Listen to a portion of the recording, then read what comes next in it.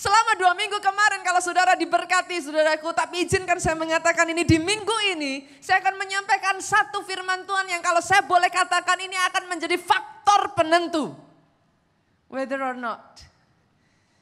Apakah mujizat the year of great miracle itu sungguh jadi atas kehidupan saudara. Kenapa saya katakan demikian saudaraku? Saya akan beri judul firman Tuhan hari ini faith factor. Faktor iman. Dan ibu, iman really is faktor penentu untuk mujizat terjadi. The absence of faith, ketiadaan iman itu menyebabkan ketidakadaan mujizat. Maafkan saya saudaraku, tapi saya harus mengatakan ini kepada saudara. Tuhan tidak mengerjakan mujizat hanya karena saudara menangis. Pastor, kok kejam banget? Maafkan saya, tapi saya harus mengatakan ini. Tuhan tidak mengadakan mujizat hanya karena saudara berteriak-teriak minta tolong. Never. Tapi setiap kali dia mengadakan mujizat, apa kata firman Tuhan? Dia melihat ada iman di sana, dikerjakannya mujizat. Oh, kalau tepuk tangannya lebih dahsyat lagi buat Yesus Tuhan kita. Dikerjakannya mujizat whenever faith is present. Where there is faith, there is miracle. Itu sebabnya hari ini saya ingin mengajak saudara untuk melihat sebuah cerita saudaraku. Ada satu kisah Pak, yang sungguh-sungguh membuat saya terheran-heran. Satu kisah yang membuat saya nggak habis pikir, bagaimana mungkin bisa terjadi seperti itu saudaraku. Kita buka ayatnya, Matius pasalnya yang ke-13, ayatnya yang ke-58. Kita lihat saudaraku. Satu kisah ini truly saudaraku, membuat saya terheran-heran saudara. How can it be? Matius 13 ayatnya yang ke-58, boleh kita baca bersama-sama? Dengan suara keras 2-3. Dan karena ketidakpercayaan mereka, tidak banyak mujizat diadakannya di situ. Nya, di sana saudara perhatikan huruf kecil atau huruf besar? Besar Bu. Coba lihat, nya di sana huruf kecil atau huruf besar? Boleh dimunculkan lagi media? Boleh dimunculkan lagi media? Oke. Karena ketidakpercayaan mereka tidak banyak mujizat diadakannya. Semuanya huruf besar jadi nggak kelihatan kalau di sini. Tapi kalau saudara buka Alkitab, saudara akan dengan sangat cepat melihatnya di sini ditulis dengan huruf besar. That means it's Jesus. Saya tidak sedang berbicara tentang some kind of pastor loh saudaraku di sini. It's the very Jesus. Tahukah saudara apa yang membuat saya heran? The very Jesus stood there yet nothing happened. How can it be? Yesus sendiri, the source of power stood there yet nothing happened. Kisah ini saudaraku, kisah yang baru saja kita baca ini terjadi di sebuah kota yang bernama Nazaret. Pak, penduduk Nazaret mendapat satu privilege yang tidak dipunyai bahkan kita orang Kristen saat ini. Tahukah saudara apa privilege yang mereka dapatkan saudaraku, kesempatan yang tidak pernah kita dapatkan saudaraku di tempat ini. They see Jesus alive, breathing, living, walking, sitting, talking. Yet nothing happened. How can it be? Ketika saya baca ayat ini saudaraku, ini menyedihkan hati saya. Mungkin saudara baca ayat ini pun saudara akan mengalami hal yang sama dengan saya. Saudara akan terkaget-kaget dan terkejut bagaimana bisa hal itu terjadi. Tapi izinkan saya mengatakan ini saudaraku, bisa jadi. Mereka melihat Yesus sebagai salah satu dari tetangga mereka. Yesus, maaf Bu, mungkin sebagai salah satu dari keponakan mereka. Yesus sebagai salah satu dari teman sepermainan mereka. And somehow along the way, they fail to see Jesus as the source of power. Saudara baca ini dan saudara mungkin heran, kok bisa ya? Kok ada ya? Kok bisa ya? Tapi tahukah saudara, bukankah ini yang sering kali dialami oleh orang Kristen hari-hari ini? Saudara melihat Yesus sebagai satu sosok figur, saudaraku. Yes, mungkin Yesus mengadakan mukjizat. Yes, Yesus bisa mengadakan mukjizat. But maybe, just maybe, it's 2000 years ago. Yesus menjadi Tuhan yang some kind of a legend that live far, far away. Berapa banyak orang Kristen yang seperti ini, saudaraku. Hari ini doa saya dengar baik di tempat ini. He is here. Dia ada di tempat ini, saudaraku, dan mari saya katakan ini, saudaraku, bukan hanya dia ada di tempat ini, dia mau mendengar doa saudara, dia mau mendengar apa yang jadi seruan hati saudara, dia mau mendengar apa yang menjadi tangisan saudara, dan bukan hanya dia mau, kabar baiknya buat saudara siang hari ini, dia mampu mengerjakan semua yang saudara butuhkan di dalam kehidupan saudara. Tepuk tangannya boleh lebih dahsyat lagi buat Yesus Tuhan kita. Hari ini angkat kedua tanganmu, saudaraku, angkat kedua tanganmu. Katakan bersama-sama dengan saya di dalam nama Yesus. Keraguan-raguan di dalam nama Yesus. Kebimbangan hancur saat ini. Iman dibangkitkan. Iman dibangkitkan. Katakan saudaraku di dalam hari, tepuk dadamu kan, katakan imanku bangkit. Yang percaya katakan bersama dengan saya. Amin. Tepuk tangannya yang paling meriah buat Yesus Tuhan kita. Sekalipun kita sudah ngerti saudara, iman itu faktor penentu mujizat. Tapi gimana sih Bu, yang namanya manusia itu gimana sih? Sejak dari kecil kita diajarkan, apa yang tidak kita lihat, that's not real. Sukar untuk percaya apa yang tidak kelihatan. Itu sebabnya sampai Yesus berkata, berbahagialah orang yang tidak melihat, tapi percaya. Tahukah saudara kenapa dia sampai mengatakan itu? Long time ago, saudaraku. Long time ago. Beribu-ribu tahun yang lalu, saudaraku. Yesus disakiti oleh satu kejadian ini, saudara.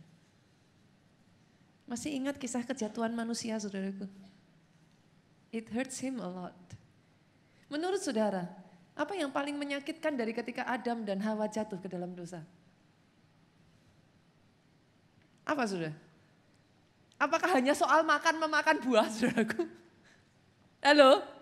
Menurut saudara, apa yang menyebabkan kejatuhan manusia untuk pertama kalinya? Is it only because karena manusia makan buah? That's it? I don't think so. It is much deeper than that. Yang mendukakan hati Tuhan. Pada saat pertama kalinya manusia jatuh ke dalam dosa, karena hari itu saudaraku, that very day, Adam dan Hawa memilih untuk lebih mempercayai si ular daripada perkataan bapaknya sendiri. Dan karena itu mereka kehilangan anugerah. Itu sebabnya Alkitab berkata, Yohanes 3 ayat 16. Barang siapa percaya tidak binasa, melainkan beroleh hidup yang kekal. Doa saya hari-hari ini saudaraku, ada anak-anak Tuhan di tempat ini yang mengambil satu keputusan. Tidak mempercayai situasi dan kondisinya lebih dari dia mempercayai janji Tuhan. Di tempat ini saya berdoa ada orang-orang yang berani mengatakan, I trust you more. Karena seringkali saudara-saudara berpikir, Adam dan Hawa lebih mempercayai ular. How can it be? Tapi dengar baik, bukankah kita seringkali lebih mempercayai situasi dan kondisi daripada janji Tuhan dalam hidup kita? Doa saya hari ini, berbahagialah orang yang tidak melihat tetapi percaya. Katakan itu saya. Itu saya. Katakan itu saya. Katakan itu saya. Angkat kedua tanganmu saudaraku, katakan di dalam nama Yesus. tahun mujizat besar jadi milik saya. Aminnya yang paling mantap, tepuk tangannya yang paling meriah buat Yesus Tuhan kita. Karena sebaliknya saudaraku, ketidakpercayaan menjauhkan saudara dari anugerah, tetapi sebaliknya kepercayaan mendatangkan anugerah besar atas hidup saudara. Itu yang terjadi saudaraku atas satu pegawai istana saudaraku. Orang yang sederhana saudara. Tapi luar biasanya dia dapat anugerah. Kita baca ayatnya. Kenapa saudara? Kita lihat Yohanes pasalnya yang keempat. Yohanes pasal yang keempat ayatnya yang ke-49 sampai 53. Saya ajak saudara baca ayat 49 sampai ayat 50 saja saudaraku bagian A. Kita coba ya lihat. Saya akan menunjukkan kepada saudara ada satu paradok terjadi di dalam dua ayat ini saudara. Kita baca ya sama-sama 2-3. Pegawai istana itu berkata kepadanya, Tuhan, datanglah sebelum anakku mati. Oke, sampai di sini dulu saudara. Pegawai istana itu ngomong apa? Tuhan, datang sebelum anakku mati. Betul? Ayat 50, Yesus jawab apa? Kita baca bersama 2-3. Kata Yesus kepadanya, pergilah, anakmu hidup. Saudaraku, rema itu enggak perlu seperti pelajaran PPKN yang harus dikarang-karang panjang, saudaraku. Halo? Dan bukankah ini Tuhan kita? Sering kali berapa banyak dari kita untuk mujizat terjadi tanpa kita sadari, kita membatasi Tuhan dengan mematokkan kalau mau mujizat terjadi ya bisa, tapi harus dengan cara 1, 2, 3. Betul Ibu? That's us. Pegawai ini berkata, Tuhan, datanglah sebelum anakku mati. Apa kata Yesus? Pergi. Tuhan itu nyenengin kan saudaraku? Halo, tahun ini akan ada mujizat-mujizat yang terjadi dalam hidupmu, yang di luar cara pikirmu, yang bukan engkau sangka-sangka, yang tidak kau duga. Itu yang Tuhan kerjakan 2019. Saya tuh merasa saudaraku 2019 ini something big is really happen. Berapa banyak dari saudara yang percaya di tengah-tengah kita ini saudaraku. Saya tahu, saya bukan hanya berkata I know it for sure. Di tengah-tengah kita ini saudaraku ada awan kemuliaan. Itu sebabnya saudara bahkan gak perlu didoakan saudaraku. Saudara datang saja. Mujizat itu terjadi begitu saja, just like that. Di dalam Alkitab saudaraku, the source of power ada di situ. Tapi herannya, lihat kiri kanan lagi sudah. Dibaca enggak? You have it but you miss it. Tahu enggak kenapa saudaraku? It's a battlefield. Karena iblis lebih dari semuanya tahu. Iman itu hidup. Dia harus diberi makan supaya bertumbuh. Selama imanmu layu, tidak ada mujizat Bu. Tapi ketika imanmu bertumbuh, ketika imanmu bangkit. Bukan hanya bagi Tuhan tidak ada yang mustahil. Bagi orang percaya tidak ada yang mustahil. Itu sebabnya tahukah saudara iman itu diibaratkan dengan apa? Apa? Yesus mengumpamakan iman dengan apa? Biji sesawi. Boleh dikeluarkan media, tapi jangan percaya medianya ini saudaraku. Dikeluarkan gambarnya sudah. Boleh? Medianya luar biasa. Kita kasih tepuk tangan saudaraku. Tadi pagi saya dikeluarin bijinya gede-gede saudara. Ini mereka sudah rubah saudara sekarang. Karena kan gambar foto di zoom kan saudaraku. Biji sesawi ini masih kelihatan besar saudara. Karena di zoom ya tangannya aja segede gitu saudaraku. Kalau saudara mau tahu seperti apa ukuran biji sesawi, saudara ambil ballpoint, bikin titik. Itu biji sesawi. Saya tuh pernah, saking saudara banyak orang tuh penasaran, kalau saya pergi ke Israel pasti titipannya itu, enggak nitip lain-lain, nitipnya Bu, titip biji sesawi. Lah padahal paling susah bawa biji sesawi saudara. Itu kebur loh saudara.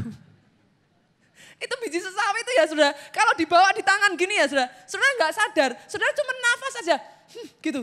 Terbang dia saudara. Saking kecilnya. Tapi tahukah saudara, kenapa iman diibaratkan biji sesawi? Biji sesawi itu begitu kecil sampai saudara bahkan kehilangannya pun saudara gak akan tahu. Begitu kecilnya, tapi ketika dia bertumbuh. Saya tuh, Pak Jo kemarin iseng-iseng berhadiah saudaraku.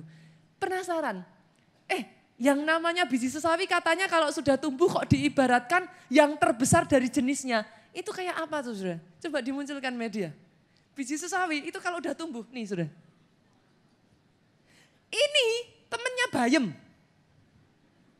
Loh, biji sesawi itu sayur kok. Dia sayur. Ini temennya kangkung. Ini temennya brokoli, saudaraku. Tapi saudara lihat, ini yang imanmu kerjakan. Dengar, kalau diisi makanan terus menerus, kalau direndam dalam firman Tuhan, ini yang akan imanmu kerjakan, mujizat.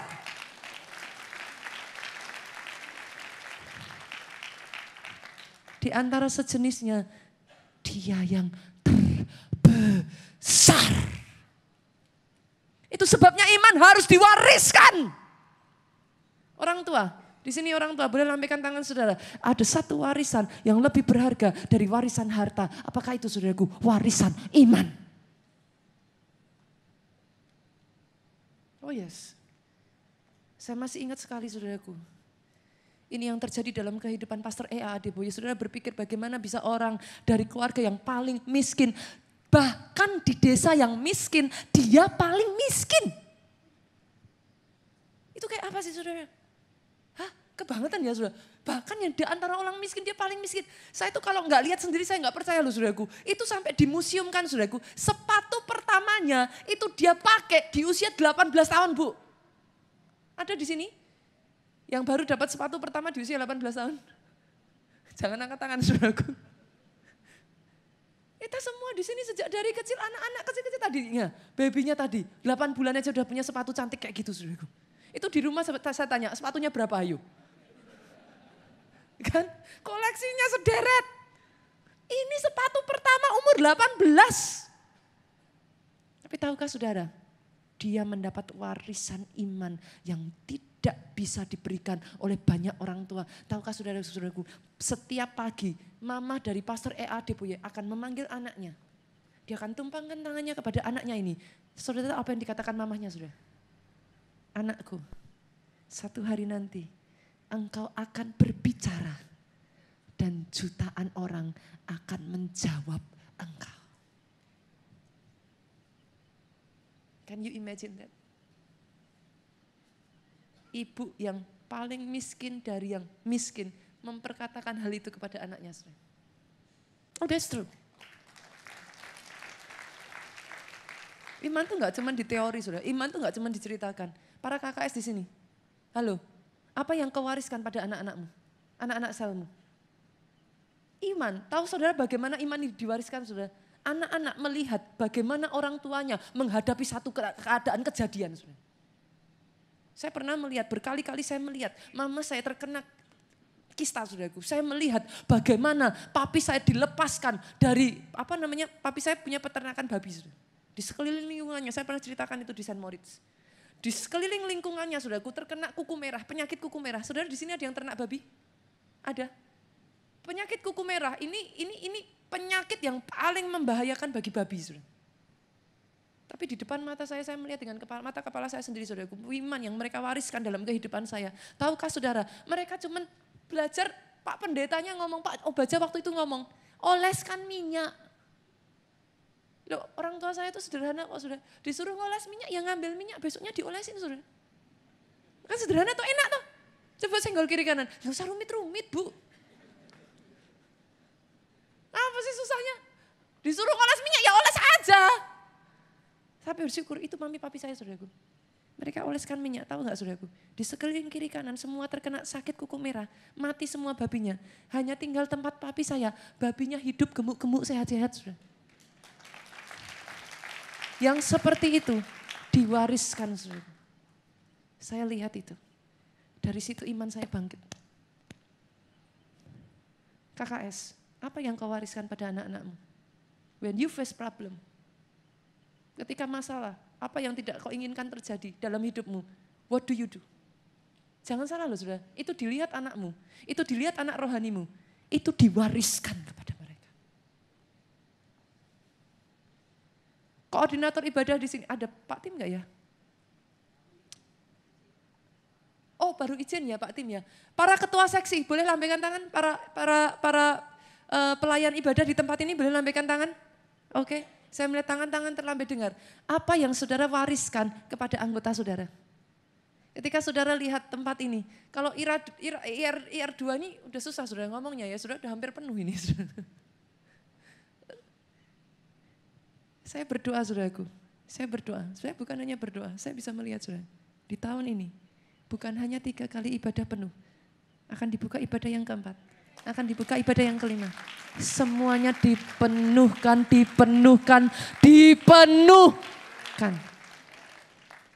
Pastikan diwariskan saudara. Pastikan iman itu diwariskan saudaraku. Kalau tadi kita sudah belajar, iman itu faktor penentu mujizat. Betul ya? Untuk iman bisa mengadakan mujizat harus tumbuh. Betul ya? Pertanyaannya sekarang, bagaimana kita bisa punya iman yang bertumbuh? Karena iman bisa tumbuh, iman bisa layu, iman bisa mati. Bagaimana kita bisa punya iman yang bertumbuh? Yang pertama, saudaraku, nggak bisa tidak. Tinggal dalam firman. Yohanes 15 ayat 7. Kita baca sama-sama ya, tinggal dalam firman. 2, 3, jikalau kamu tinggal di dalam aku dan firmanku tinggal di dalam, stop sampai di situ sudah. Firmanku di sini, firman ini yang dipakai bukan logos. Kalau saudara baca bahasa aslinya, ini yang dipakai rema. Dalam bahasa aslinya. Kita ulang ya bacanya ya, kita ganti kata firman dengan rema. 2, 3, jika kamu tinggal di dalam aku dan remaku tinggal di dalam kamu. Ini menyenangkan loh saudara. Baca yang paling keras jemaat Tuhan. Baca yang paling keras. 2, 3. Mintalah apa saja yang kamu kehendaki dan kamu akan menerima.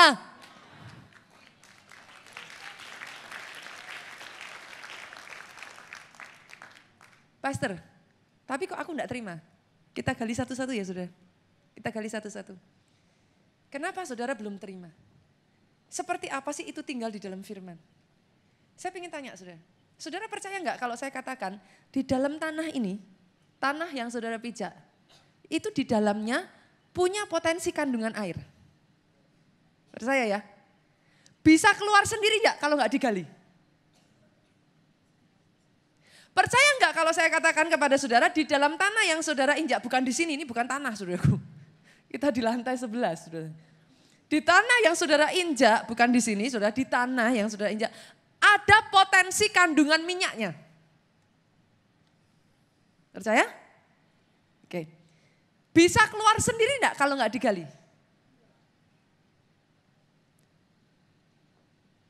Logos, itu seperti itu saudara. Logos itu firman tertulis. Dia enggak akan bisa jadi rema kalau enggak digali. Bapak Ibu, itu sebabnya Yesus berkata, oh Yesus itu kalau ngomong saudaraku bukan berlaku hanya di jasmani tapi di rohani. Orang yang tidak mau kerja jangan makan. Saudara enggak mau gali, saudara enggak mau kerjakan firman, jangan makan. Rohmu enggak bisa makan. Logos bikin ngantuk Pak, rema bikin hidup. Yang diminta Tuhan, banyak orang Kristen tuh susahnya gini loh saudara. Saudara tuh fokusnya pada apa saja yang dikehendaki. Nah, masalahnya fokusnya tuh di situ loh saudaraku. Tapi saudara tuh lupa. Disuruhnya apa? Kalau kamu tinggal dalam aku, remaku tinggal dalam kamu. Jadi yang harus dilakukan pertama apa? Salah. Gali rema dulu. Loh, mau tinggal di dalam apa? Saudara belum punya rema kok. Kan? Orang Kristen sukanya gitu kan? Yang penting kan saya sudah berdoa. Saya sudah puasa. Lah doa puasanya mana remanya? Remanya apa? Lah ya gak penting. Yang penting saya tinggal di dalam Tuhan. Udah tinggal kok. Lah tinggal ngapain? Jangan lupa rema dulu. Saudara gali dulu. Ambil. Cangkul saudara mulai gali, kerjakan. Tahukah saudara kenapa saudara harus beribadah setiap minggu? Ikut komsel saudaraku, ikut pondok Daud, kenapa saudara? Karena iman di dunia ini saudaraku, kita ini sangat terpengaruhi oleh yang namanya gaya gravitasi. Sangat mudah bagi iman saudara. Hari ini naik, sebentar turun. Hari ini saudara dengar firman, saudara ngomong amin, amin, amin, amin, amin, sampai mulut berbusa amin. Saudara. Besok lihat kenyataan hidup, aman saudaraku. Aminnya hilang, loh itu kenyataan saudaraku. Kenapa saudara harus gali rema saudara? Kalau logos, hari ini saya sampaikan firman, besok minggu depan kalau itu logos, saya tanya saudara, saudara lupa kok. Tapi kalau saudara dapat rema seumur hidup, never forget. Pernah ngalami dapat rema saudaraku? Saya tanya saudara lagi remanya, pasti saudara akan berbicara dengan sangat keras sekali. Karena itu rema. Itu sebabnya saudaraku, yang disuruh Tuhan, gali dulu rema. Jadi kalau saudara punya masalah, dengar baik, anak Tuhan, punya masalah, jangan cari manusia. Manusia mengecewakan. Bu, pendeta mengecewakan. Loh saya ngomong apa adanya saudaraku, emangnya pendeta Superman? Pendeta manusia, punya batasan, punya limitation. Hanya ketika dia masuk di dalam firman, there is no limit. Jadi jangan cari manusia, sia-sia saudaraku. Cari rema. Gali, kerja keras, dapat rema. Setelah dapat rema disuruh apa saudara? Tinggal duduk manis, tinggal dalam saudaraku. Jangan keluar-keluar. Kalau sudah dapat, pegang kenceng-kenceng. Jangan dilepas. Bagianmu, Tuhan tuh gak suruh ngerjakan yang lain-lain. Cuman tinggal di dalamnya, pegang kenceng-kenceng. Ketika saudara tinggal di dalamnya, saudara pegang kenceng-kenceng. Bagian Tuhan yang mengerjakan mujizat demi mujizat, demi mujizat, demi mujizat. Itu sebabnya mujizat-mujizat yang terjadi di tempat ini yang saya dengar. Gak perlu tumpang tangan saudara. Saudara datang aja, saudara lakukan firman aja, saudara hidup di dalam iman aja. Just like that. Terjadinya. Yang kedua, saya cepat saudara, waktu saya sudah mau habis ini. Yang kedua, arahkan pandangan kita terus tertuju pada Yesus. Saya baca ayatnya ya, Ibrani 12 ayat 2 bagian A. Marilah kita melakukannya dengan mata yang tertuju kepada Yesus yang memimpin kita dalam iman. Membawa iman itu pada kesempurnaan. Lihat ke depan saudaraku, iman bukan sugesti. Saya ngomong dulu. Iman itu bukan aku sembuh, aku sembuh, aku sembuh, aku sembuh. Loh kok gak sembuh ya? Bukan.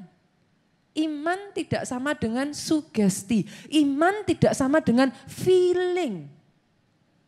Feeling itu saudara lihat, wah kayaknya bisa nih. Kayaknya sembuh nih. Ah percaya. Besoknya, loh kayaknya kok jadi parah ya? Kayaknya gak sembuh nih. Itu bukan iman saudara. That is not faith. Iman itu apa saudaraku?